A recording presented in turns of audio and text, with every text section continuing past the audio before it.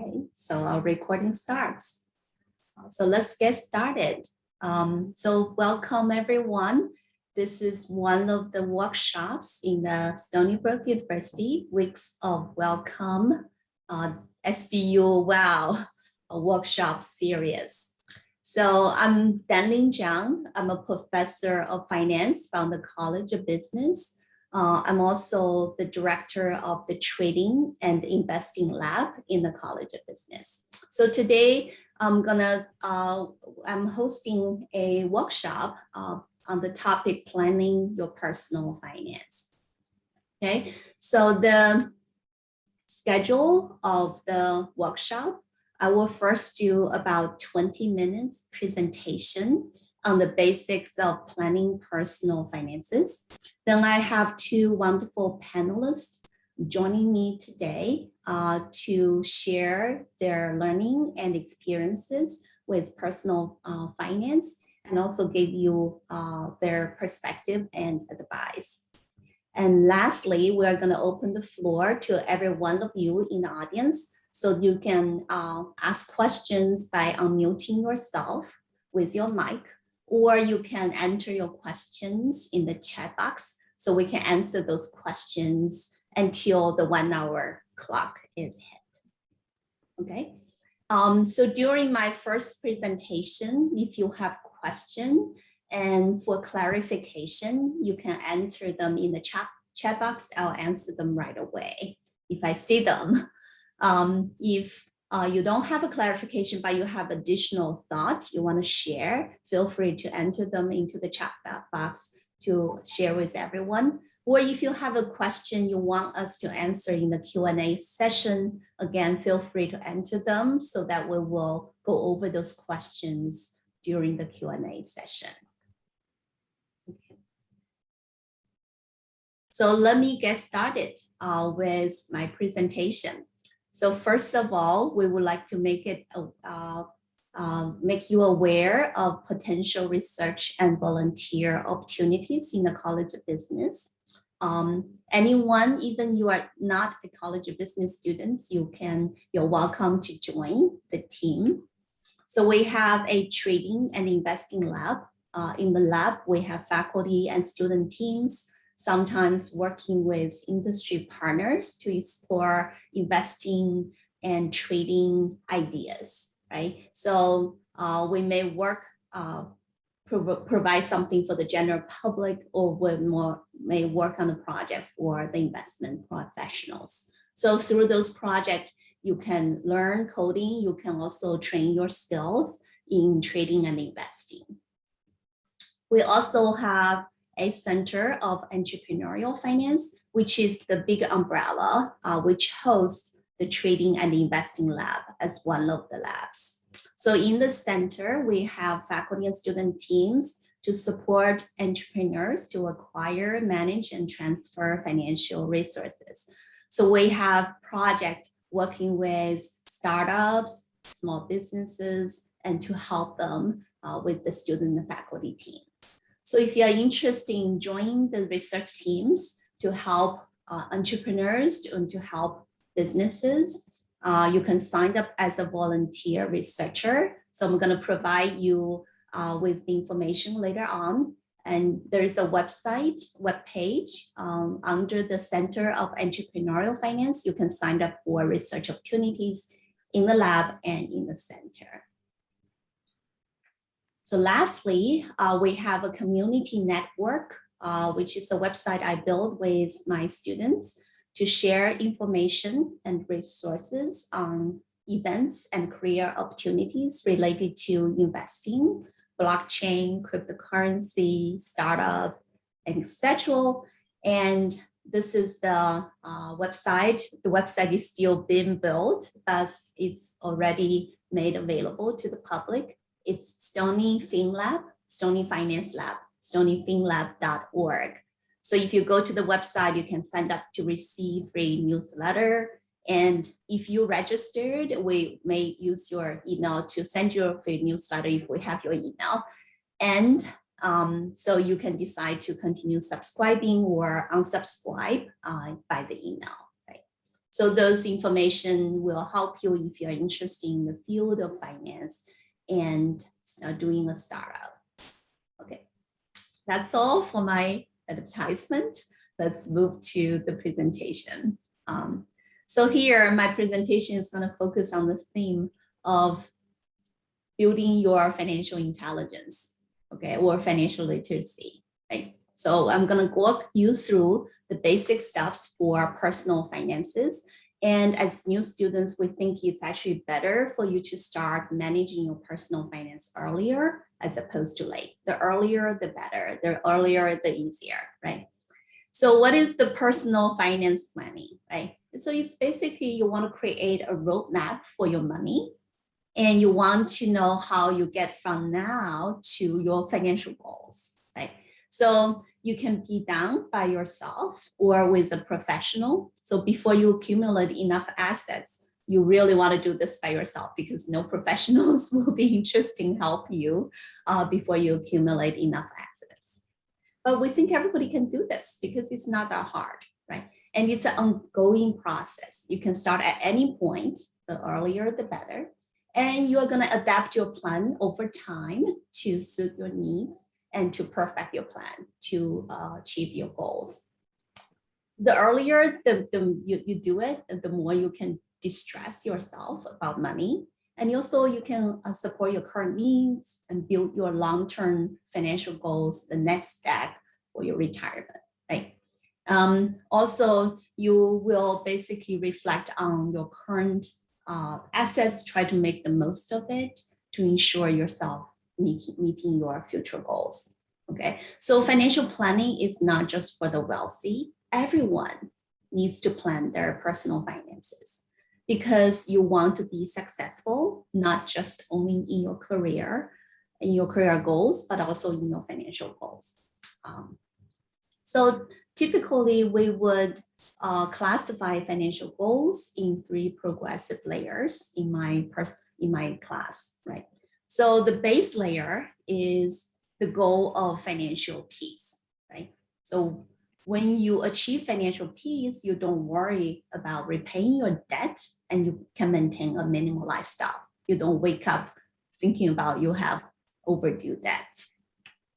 In the second layer, which is the financial security layer, if you achieve financial security, then you don't worry about maintaining your basic lifestyle and achieving your basic financial goals, such as retirement, such as medical needs, such as your children's education.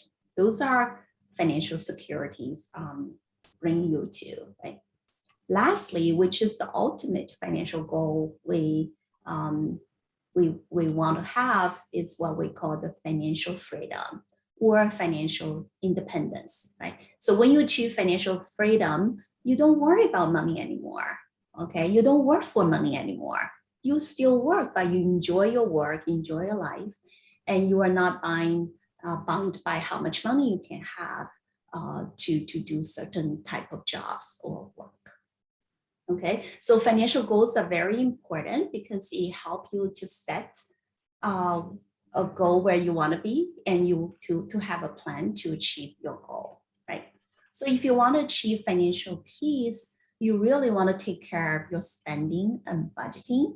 This is something all our new students should be focused on, and also debt management, because you don't want to accumulate too much debt to give yourself trouble down the road, right? So if you want to achieve financial security and financial freedom, the higher level of financial goals, you need to deal with not just the spending, budgeting, debt. You also need to deal with savings, investing, taxes, and downside protection, right? Those are all important things to learn to get your financial house in order, right? For personal finance, really the basic stuff is have your goal and have a concrete goal, right? And you can have multiple goals, right? When should I be debt free, right? When should I pay off my student loan? When should I have a certain nest egg for my retirement? When should I have a passive income to sustain my lifestyle, right?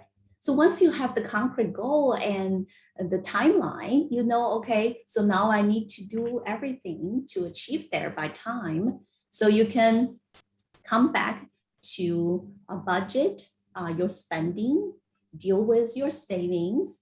Then once you have savings, you want to take care of the investment part, right? Lastly, once you accumulate enough assets, you have to start thinking about how to protect yourself against catastrophe, right? Your downside protection of your assets. Of course, you also want to do downside protection of your human capital yourself, right? Your ability to work. Right? So typically, I would like to invite everybody to think about your life from the lens of personal finance. Because once you see through a different lens, and you are going to define the typical terms as different, right? And for instance, if I ask you to define retire, right, retirement, or being rich versus being poor, how are you going to define it, right? So when I throw those questions to my students, and many of them have their typical definition of retirement, or you don't work after 30 years or things like that. Or rich, you'll have to be multimillionaire, things like that. But from personal finance lens, you can define those terms differently because those terms are linked to your financial goals, right? For instance, you can define retire as the stage of achieving financial freedom, right? So that's the day you don't stop working, but you start to enjoy work and life without worrying about money. You don't work to get money, but you work to enjoy your life, right? So financial freedom is the beginning of a new work life. It is not the end of your work life. And being rich and being poor can be defined based on your income statement, your balance sheet, which I'm going to talk about later. So if you have more income than you earn more than you can spend, you are actually rich. You own more assets in your debt, and you have positive net worth, right? And if your passive income is more than your basic spending to support your basic lifestyle, and you are really rich, right? And however, it doesn't matter how much you earn, but if your income is less than what you spend, your assets are less than your debt, and your passive income is not enough to sustain your lifestyle, right? And you can define them based on your own choice as being poor, right? So those are what we call different lens, personal finance lens. And also, if we define debt or good debt or bad debt from personal finance lens, we may also have different take relative to the typical definition, right? So what is debt, right? So in personal finance, debt is a sacrifice of your future consumption and income to exchange for the current consumption, right? And so it's a trade-off, the future money versus the current money. And so what is a bad debt versus good debt? There's only one criteria, right? If you take on the debt, that's not going to generate you future income, and that's more than enough cover your cost of financing. And you want to minimize that debt because the debt is purely for consumption, not for investment purposes, right? So if you have a lot of credit card debt that charges you 20-30% a year, you have luxury loan, car loan that you cannot really afford the car, or you have the payday loan, those are bad debts because it doesn't generate income to offset your cost of borrowing. However, some debt can be what we call good debt because they are investments. And through financing or borrowing, and you put that money into something, it's going to generate you higher future income. That's more than enough to offset your cost of borrowing based on expectation. And that's a good bet, right? So for instance, if you borrow a small amount to get your education so you can get much higher salary, it's worth it, right? If you borrow to purchase a house you can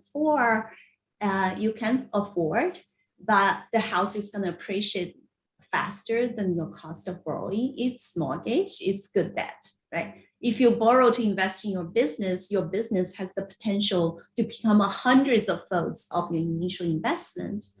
As long as you put in your efforts, that's good debt, right? So once you look at that through the lens of personal finance, something you want to avoid, something you want to actually do it, right? It's not like, oh, don't have any debt, right? So it depends. The trade-off depends on the trade-off, right?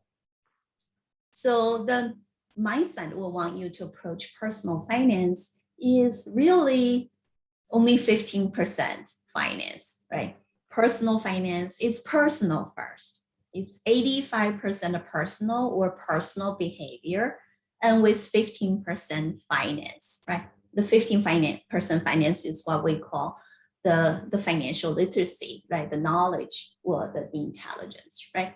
But the personal finance part is really your psychology, your discipline, your self-control, right? So once you have the new mindset to look at and treat your money, you know that's a pot of flower or it's a pet and it needs good care. It's gonna bloom someday, it's gonna give you fruits. If you don't care about money, you don't pay attention, you don't put in time and to put it in water, it's gonna backfire someday, right? So you need that new mindset and you need to concretize your financial goals and you need to have an actionable plan to execute in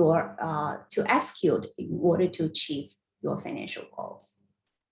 So here I have a financial literacy test online you can try to do in the future to assess your stock market or general financial literacy and stock market literacy. So I'm going to provide all the link at the end in the chat box. So right now I don't have any chat message, so I'm okay, right? So let me look at the time. So I'm actually, sorry, 10:40. I'm going to go quick, right? So now what's to plan in personal finance? I'm going to talk about you want to plan like a corporation to plan your cash flow statement, income statement, balance sheet, right? So if you deal with your cash flow statement, you want to look at the cash in and cash out and make your ends meet. Sometimes can involve borrowing money. And if you are dealing with your money in and money out to make your ends meet, and you are really dealing with your financial piece. However, if you have moved to the stage beyond cash flow statement to income statement, and to look at your income versus your expenditure, and look at your savings and how much you can save and invest, and you are working on the second layer of financial goals, which is to achieve financial security. So that's a very good thing. Lastly, which is very few people pay attention to, is what if we focus on instead the balance sheet, right? How much assets we have, how much debt we have, the difference is our equity, which is our net worth. If you focus on this part of your financial house, and then you're trying to achieve financial freedom, and congratulations, you are doing the best you can do, right? And also, why do we need to minimize that debt and invest and accumulate assets, right? Because of inflation risk. If you will have to spend $5 to purchase a Starbucks coffee, and 40 years after, if the inflation rate is 1%, which is really low, you have to pay $7.44 for a cup of coffee, the same thing. If the inflation rate is 3%, this year it's more than 3%, right? And 40 years after, you have to pay $16 for the same cup of coffee, right? So the same dollar is not going to give you the same thing in the future because the dollar or any fiat currency, they tend to lose their purchasing power over time. This is called the inflation risk, right? If you look at the dollar index, 1,000, index it to 1993, $1,000 of purchasing power, 1913. And today, that purchasing power has declined by 97%. to 31.7, right? And the millionaires in 1913, now you have to have $31.55 million to be equally rich in terms of purchasing power relative to millionaires 100 years ago, right? So the insight is you can't sit with your cash, you have to learn to invest in order to maintain the purchasing power of your dollar, your money, and also you want to invest in yourself in order to convert your human assets to income streams and also financial assets. So I'm going to be really quick because of my time constraints, right? So sorry if I don't get to the details of each item. But the key to accumulate wealth for an ordinary person, if you are not inheriting a lot of wealth, so you have to do everything yourself. Really, for most people, is you first, what you do is come to school, invest in your human capital, earn income, right? So income is the dividend on your human capital. Then you deal with your income statement, have savings, then invest that saving. Then you deal with your balance sheet, accumulate income generating assets.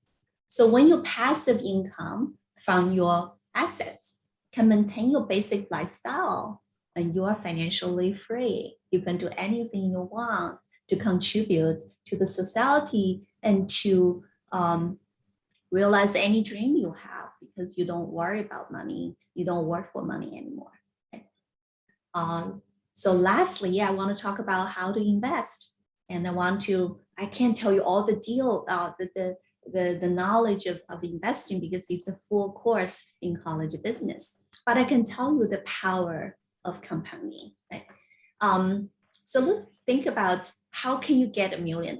Everybody can't, because if you do it starting from today at your early 20, you're gonna get $1 million probably very soon, right? And soon meaning that before you want to retire in the typical 65 years age, right? So I'll give you an example. If you start at the age of 25, if you save $125 a month, suppose you graduate from Stony Brook with $75,000 annual salary, you put 2% of that saved annually. Every month you can put in $125, which is not a lot at all, right? You don't go to restaurant a couple of times, then you have that, right? And then you increase your monthly saving by 0.5%, right? So assume you put the money into a stock portfolio, SBU 100, that earns you in a long time at 8% per year. So you're gonna have $1 million. So why? Right? Because you start here, you're gonna end up at $1 million by age of in 30, I think it's 40 years after 65. You start with 125 at the end, you only save $1,200 a month, which is not a lot. $1,200 is actually below the cap for 401k contribution nowadays, right? So 40 years after, the cap will be way above. So you don't save a lot, but you save early and consistently, and you're gonna get $1 million. You don't need to do anything else to get that $1 million, because you just do long-term accumulation of assets, which is the stock index portfolio. Right? The second idea is you can be Mr. question mark to have $1 million by age of 65, right? So we have two Misters here, Mr. Early and Mr. Late. Suppose they can invest to get 10% annual return on the investments. Mr. Early saves $150 a month until he's 30, from 20 to 30. So now you can do that, save $150 a month for 10 years. Then you never saves again, right? Or you can learn from Mr. Late. A lot of people are Mr. Late. They start at the age of 30 to start saving $150 every single month until they're 60 for 30 years. So who's gonna have more money at the age of 65? The answer is Mr. Early, right? Mr. Early is gonna have $1 million at the age of 65 after saving only 10 years earlier on, nothing else. And Mr. Late is going to have $600,000 despite the fact that Mr. Late has saved over 30 years. And this is their saving, right, for Mr. Early and Mr. Late. Why? It's because compounding of compound interest is the eighth wonder of the world, according to Albert Einstein. The power of compounding when you have time is on your side because you're young, is going to be a huge weapon. It's a nuclear weapon. You don't realize how powerful it is over time. Right? So you have all the advantage now because you're young to save early, invest early consistently, and you will be surely a millionaire, right? When you're ready to quit your job, if you follow the typical route, right? So that's all I have. And basically, I want to summarize. We want you to start thinking about your personal finance by improving your financial literacy and your financial intelligence, right? You want to learn those basic literacy. You want to have a financial goal and a financial plan and carry it through. And you want to form your intelligent financial behavior and make your financial life simple and powerful. And focus on income statement, focus on balance sheet. Don't focus on cash flow statement, just trying to make your ends meet. Lastly, money is not the goal, right? The end goal. Money is one of the goals, but your end goal is to enjoy life and enjoy your relationships. But money give you the financial resources will make your work and life much more enjoyable, right? So lastly, again, if you have missed the early part of the presentation, we introduced the Trading and Investing Lab, Center of Entrepreneurial Finance. You can sign up as a researcher, volunteer researcher, and helper here. I'm going to post the slides in a second, the information on chat box in a second. We also have a website. We send out free newsletters about events and career opportunities, and you may receive such letter, you may subscribe. Okay. So now let's move to the second part. Again, if you have questions, feel free to put it in the chat box because we will have Q&A at the end.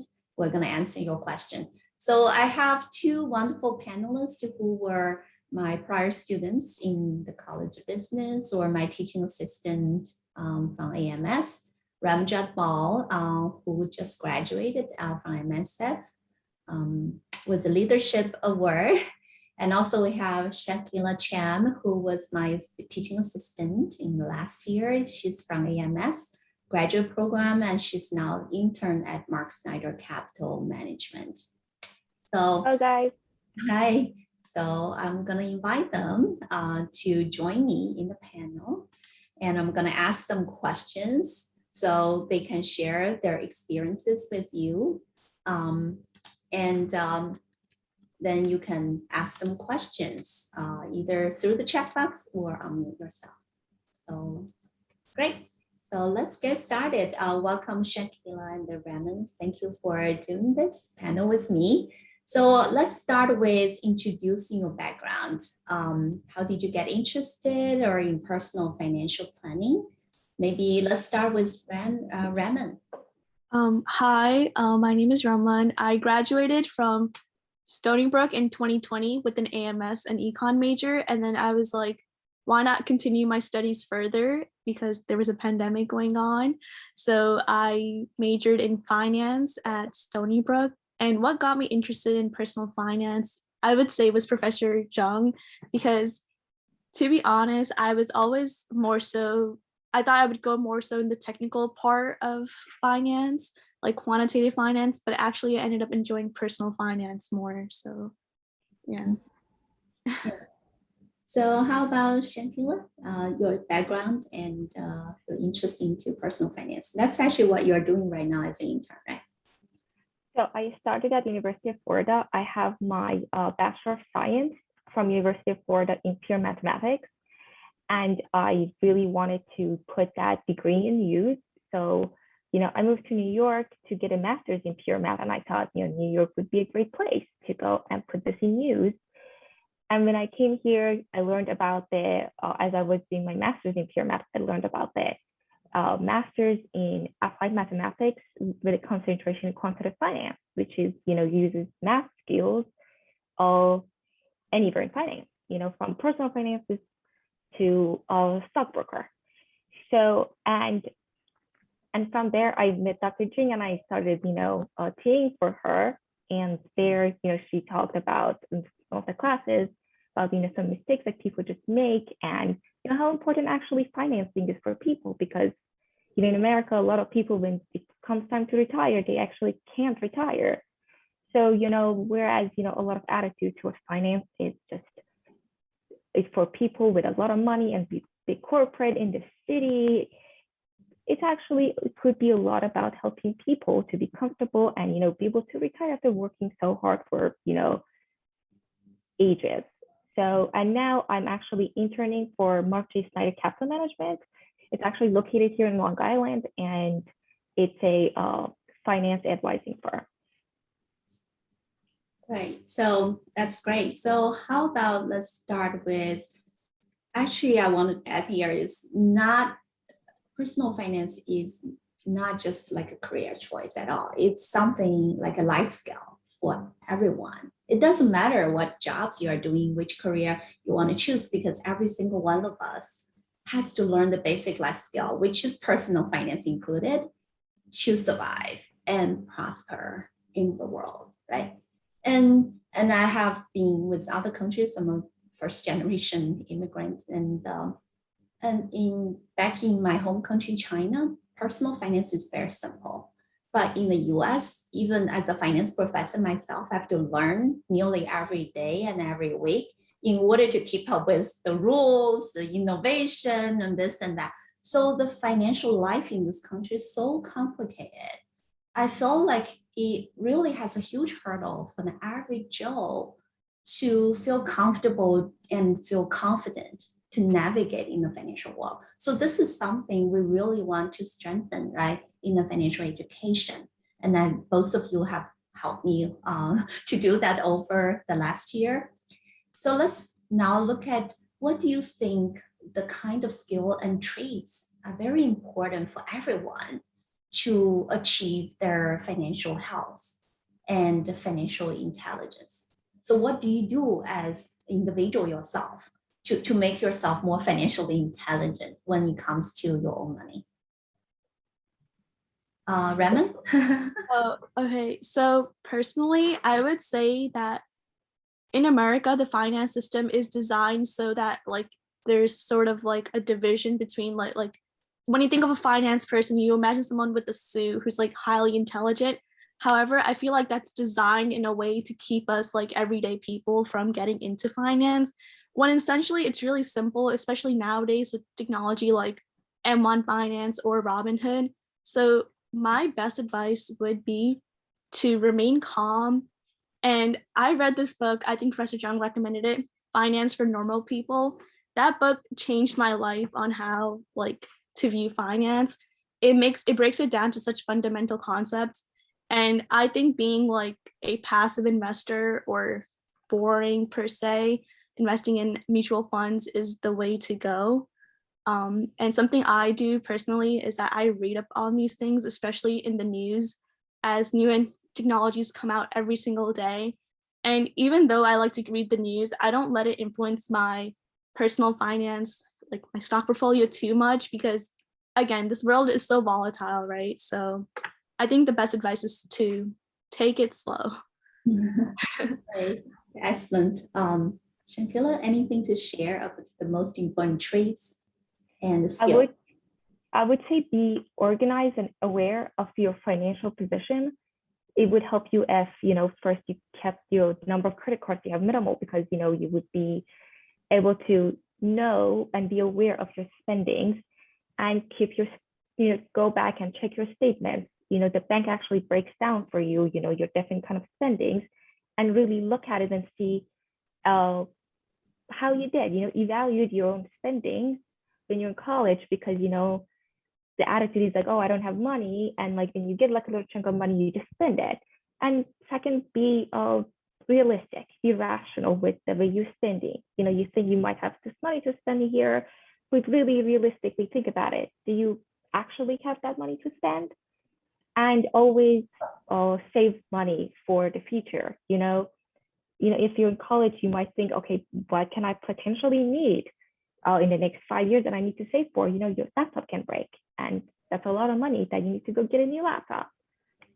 Right, right. So I remember when I was a student many, many years ago, financial education to college student or graduate student when I was a graduate student was non-existent. I didn't even know that we could save and for retirement even before I graduated. And because there's zero like awareness among students, so we have to put the financial house in order. Of course, at that time, I think because my cultural heritage that no debt is sort of the first priority, that helped me, right? So how do you like, maybe let's talk about a little bit like credit card debt or student loan or anything, right? Because as new students, they might be facing those kind of choices right away. So any advice on that, how to handle how to deal with credit card or debt and also student loan, Raymond? Actually, I'm very fortunate to have graduated both undergrad and grad school debt-free. I am a child of Asian immigrant parents, so I'm sure that Professor Jiang can relate to this. It's like no debt is the way to go, and saving is just implemented. And I would say that currently I know that there's like a lot of the Biden administration is doing a lot with loans and stuff. I'd always say to keep an eye out. But most importantly, I would say that even though you are taking out loans, you have to think of it as an investment, as a return of investment, because the education that you'll receive here at Stony Brook will set you apart from other students. So I know it's really stressful because like I have a brother, he went to a private school, he's in so much debt, but he's not as stressed because he sees it as a return of investment. So I would say that's my best advice. Don't be stressed and see it as a return of investment. Yes. How about you, Shantella, when it comes to credit card debt or student loan, what would be your strategy? What was your strategy? For both, keep them minimal, especially with credit card. What I did was I made sure I have the money to pay my credit card, or I would have the money to pay my credit card, pay it off before I spend anything off of my credit card.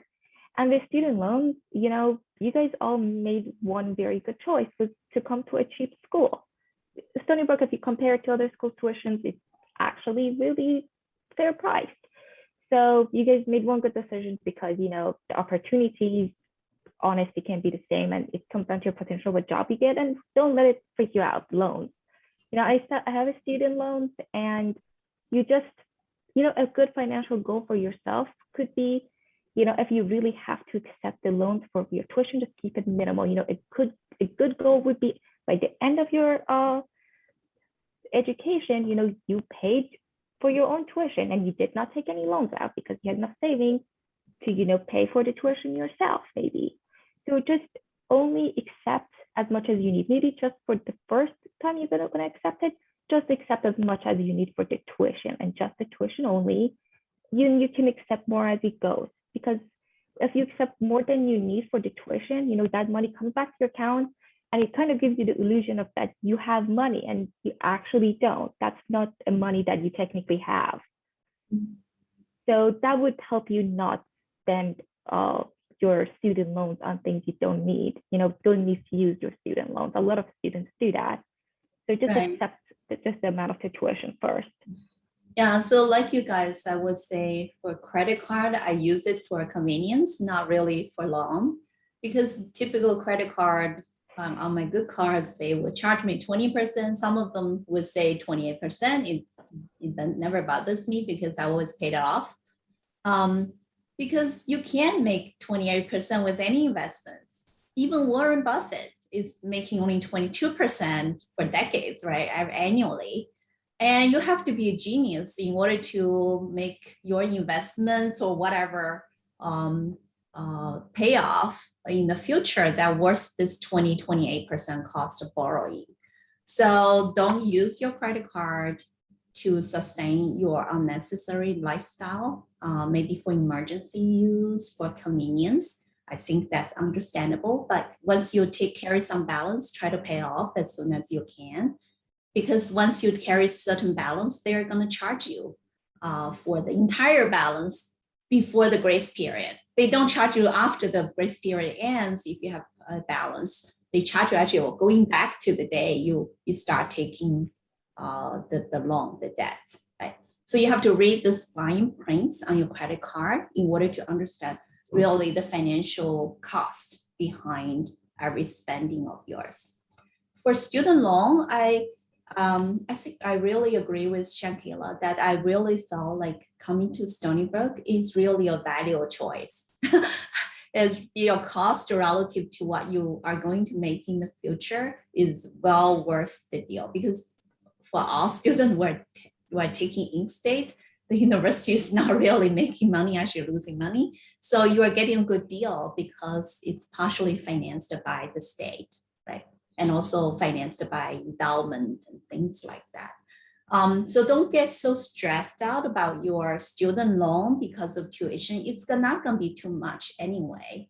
But try to minimize taking too much student loan to sustain your like luxury lifestyle, right? Something unnecessary, and try to make it as a treat, like something. Don't do it every day, right?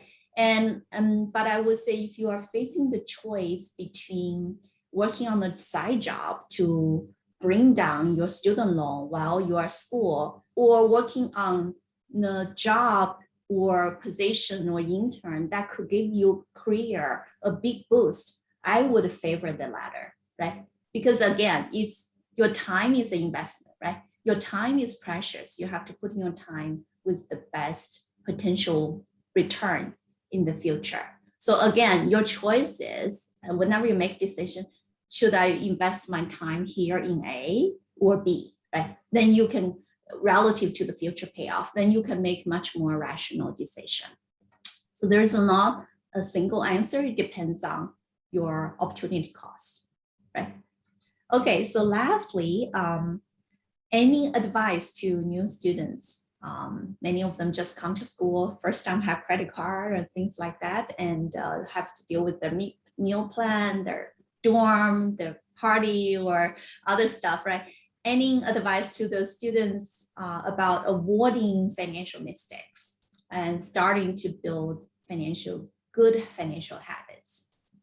Because they don't want to make big mistakes so that they have to take a lot of efforts to remedy them after graduation. So something you have in your mind, Raman?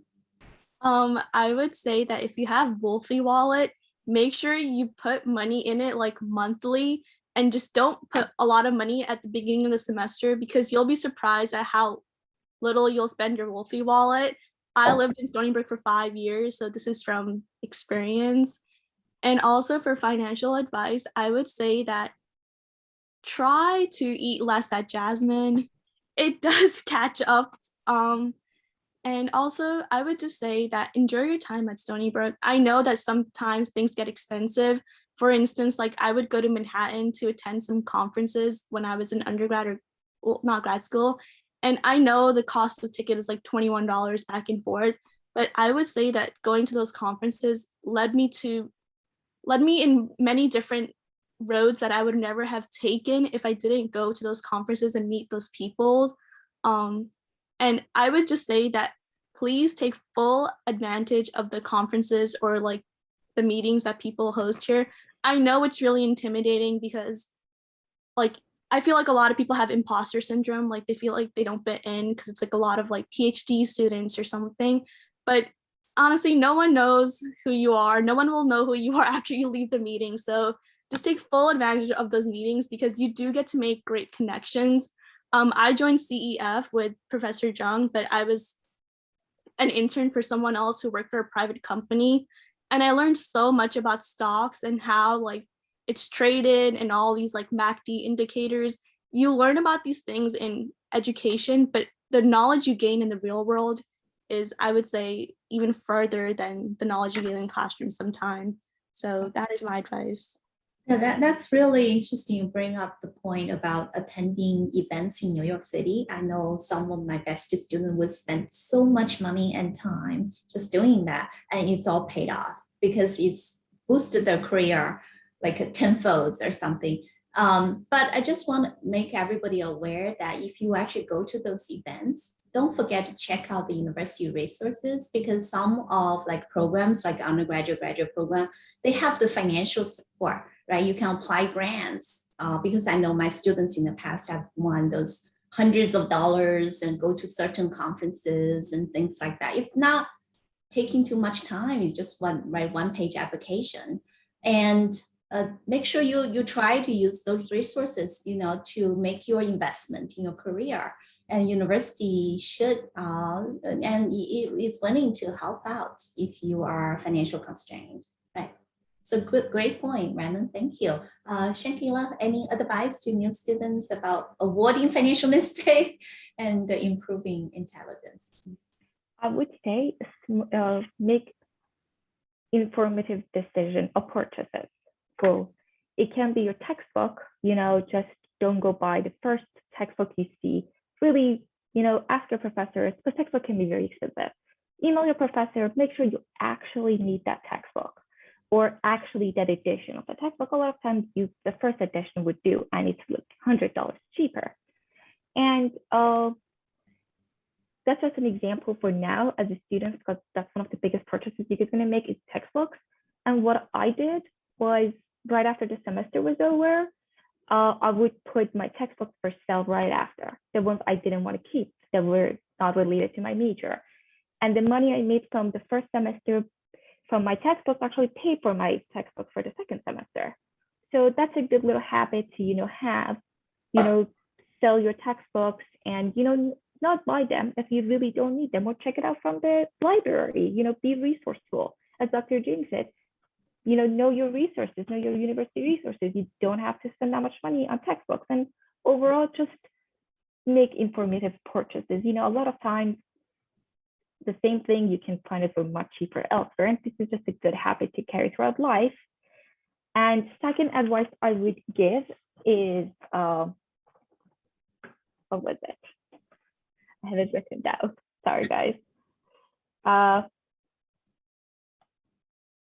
Be self-sufficient. A lot of times students say, I don't have time, and they just go buy food. I'm going to say this as an undergrad, this is the easiest you have it. It's going to get harder in grad school, and it's even going to get harder once you start working. And like later, you might have a family, and you're just going to have less time as you go.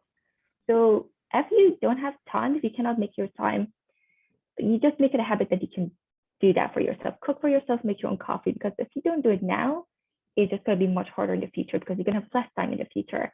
And it's just going to be a very bad habit of buying food from outside and, buying coffee from outside, because it's just going to be a lot of money. If you look at your bank statement, if you're somebody who eats outside a lot and buys a Starbucks daily or a couple of times a week even, you would see how much money you have actually spent on those things, and it really adds up. So be self-sufficient, learn how to cook now. Even if it's bad, it's just going to get better, and it's a really good habit to have for the rest of your life, because it's going to save you so much money if you can just cook for yourself and make your own coffee, and you make your own coffee, they're not going to get your order wrong. So it even saves you time. And my third advice would be, go to your parents on the weekend. They will give you a lot of groceries, and that's going to save you a lot of money on groceries and potentially furniture, because I got a lot of my furniture and groceries from my parents undergrad. So that's a good habit to have too. Right. Those are very detailed and very useful tips. I remember one of my students advised all the students should stay with the parents' house as long as they can, so they can save money to buy a house. So those are very practical and actually useful and easy to implement ideas, right? Okay, wonderful. So we got a question here. Everybody feel free to enter your questions. We'll get to your question. If you want to unmute yourself, when we ask you, do you have a question, you feel free to unmute yourself. Now let's handle 2 questions we have chat box. We have 10 minutes left. That's awesome.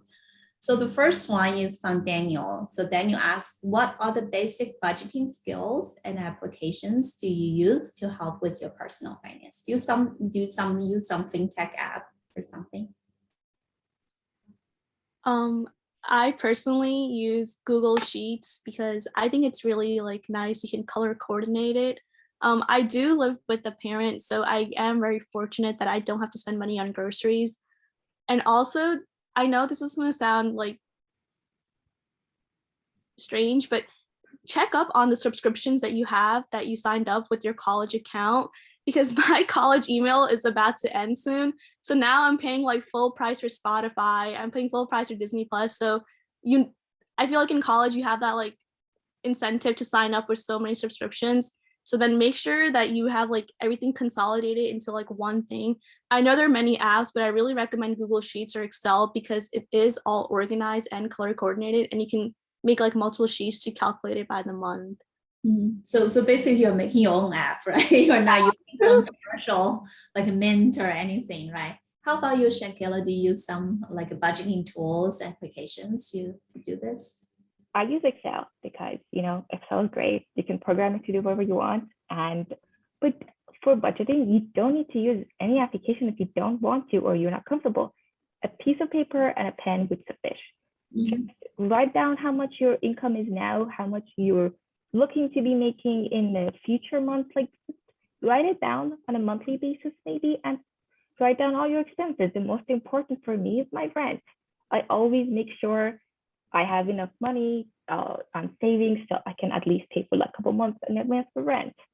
But I work a lot during summer. So when it comes like during semester that I have classes and I cannot work as much, I make sure I have enough money to pay my rent and your other expenses. And, as Ramesh said, a lot of your subscriptions, you can live it out.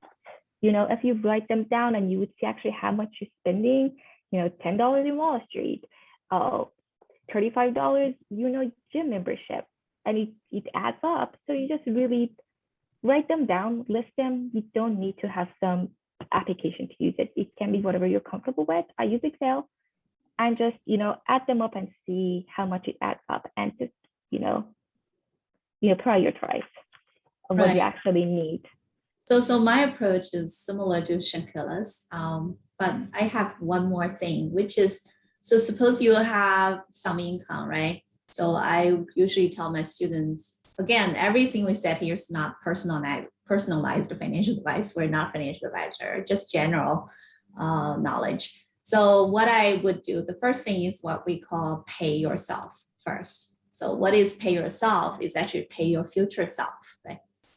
So if you have something you want to set aside for your financial goals, and we tend to do that. But when you're a student, you don't have much income, maybe you can skip that part and then you focus on two parts. One is the necessary spending and the other is the discretionary spending, right? So something like Shankela was talking about your rent, right? And you have to spend it, and if it's reasonable, keep it, right? And or your food, or you have to spend it reasonable, you keep it. But then you have the last part, which is the discretional, right? Should I go to this party, go to that trip? Then you have to be really conscious, right, about your planning. And that's the part you can spend a little bit more time to track your spending, because there's not much you can do. You have to live somewhere and you have to eat and you have to commute in order to get to school, get to work. Those are, there's not much you can do, but don't go overboard, like purchasing luxury, like things. Something you feel like it's reasonable, then leave it there. Then you'd handle with your discretionary spending and be consciously tracking what you do. And if you can pay yourself first, even $50 or $25 a month, it's just forming the habits and doing investing or paying off your student loan while you are at school. Even, you know what, when you are really motivated to be financially free or financially unconstrained, you will do additional work, maybe additional job, additional intern, whatever you can do, a learning just to bring down your debt and increase your future income. And there you can occupy your time with more productive activity as opposed to just going to parties and going to trips that's not so necessary. Of course, still enjoy your life, but there's always a trade-off what you choose to do, right? Okay, that's the question I see. Any other question? If you have a question, feel free to unmute yourself. Do we have anyone asking a question? We got one new message. What books and articles do you recommend to get started on investing? Okay, so I typically ask my student to purchase the Personal Finance for Dummies from Amazon. It's like a $10, $15 book, but it has the basic literacy like knowledge for most people. Personal Finance for Dummies. I'm gonna Google this link. How about you guys, Raman? Anything? I really recommend anything written by Mir Statman. I think he's a phenomenal writer because it's very fundamental. And also, I really recommend reading New York Times and Wall Street Journal. I know I talked about subscriptions, but if you're a student, it's like $1 a week. So I think it's really worth it because you do get to read up on these things. And I would say that they're more reputable sources than like your local news channel. Yeah. So yeah, I'm gonna show them where to get that book in a second. So Shakila, anything? There is a textbook if you're trying to get a more academic approach to it, really learn the basics and like all the formulas and every, vocabulary that goes into it. Intro to Investing, Dr. Jing, that was your textbook for last semester.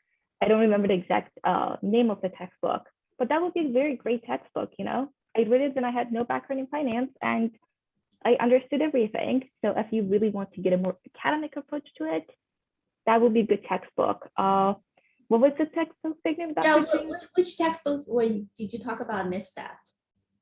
I'm sorry? Yeah, which book did you recommend? I was trying to Intro to Investing. It was the textbook for the courses I created for you last semester. Oh, right. So that's just the financial essentials for financial, but that's a little too much.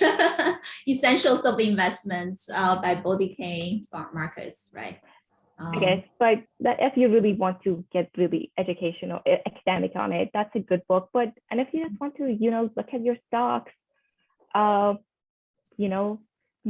is like a good website I use to, and they have they do have resources, they have a vocabulary section. They have a Morningstar glossary and like they actually explain to you, they give you definitions of each parameter that matters. Right. So I just want to let everybody know that I actually put this on our website. So this is the website I built over the summer with some students. So it's basically a place for us to share financial resources. If you go to investment resources, again, everybody can volunteer to help us, right? So if you go down to the books and the Personal Finance for Dummies and Mayer Statman, actually I should put that book. Raman, I didn't put the Finance for Normal Investor here. And also maybe Essentials of Investments, Shankila was talking about here, but those typically are the supplementary book I ask my students to read on their spare time. Again, if you go to the website, many of the stuff we have, it's here, it's free, it's just for the community, and we have volunteer students to help us to design this really trending website. So I really appreciate everyone's input. You can become a member of this community to help each other to be financially free. Thank you very much. We'll make it available, the link available through the College of Business website. And thank you for attending. Lastly, how do you respell the author you mentioned, Raman, which is Mayer Statman? Mayer Statman, so I'm putting here, Mayer Statman textbook. If you go to the website I just mentioned, there's multiple books from me, Professor Statman. Okay. Oh, great, Morningstar, and you have that. Okay. Thank you so much. There's so many we can talk about, but we'll only have 1 hour. We are overdue, like 1 minute over. the session. Thank you for attending this. And hopefully we will be connected through the newsletter. So you can join us as a volunteer and we can be more financially intelligent together. Bye-bye. So I'm going to stop recording.